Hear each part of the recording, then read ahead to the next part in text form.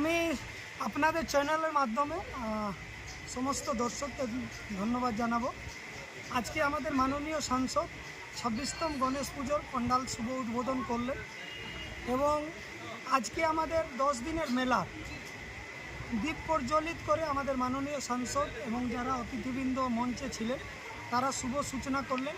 কাল থেকে 10 দিন আমাদের মেলা চলবে এবং কালকে আমাদের গণেশ চতুর্থী।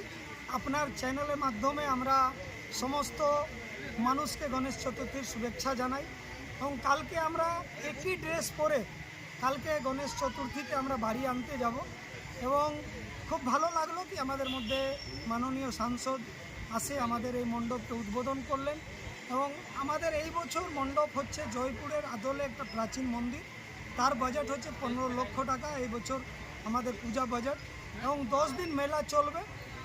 তার মাঝে আমাদের blood donation camp eye camp আছে। আমি প্রত্যেক এলাকাবাসীকে অনুরোধ করব প্রত্যেক বছর যেভাবে আপনারা সাপোর্ট করেন এবছরও আসুন আমাদের এই মণ্ডপে ও এই পূজাতে আপনারা সামিল হয় আমাদের 10 দিন ধরে যে অথক প্রয়াসকে আপনারা সাফল্যমণ্ডিত করেন। এত বড় অনুষ্ঠান আমি জানতাম না। আমি একবার মনমোহন সেনের কাছে শুনেছিলাম, কিন্তু আজকে আমি এলাম, ওকে পাঠিয়েছিলাম। তো আজকে এলাম, ওরা বলেছিল আমাকে শান্তিভূষণ আসার জন্য, যে ক্লাবের একটা বড় অনুষ্ঠান আছে। আমিও দেখলাম অনেকদিন আসা হয়নি পুরুলিয়া রঘুনাথপুর, চলো ঘুরে আসি।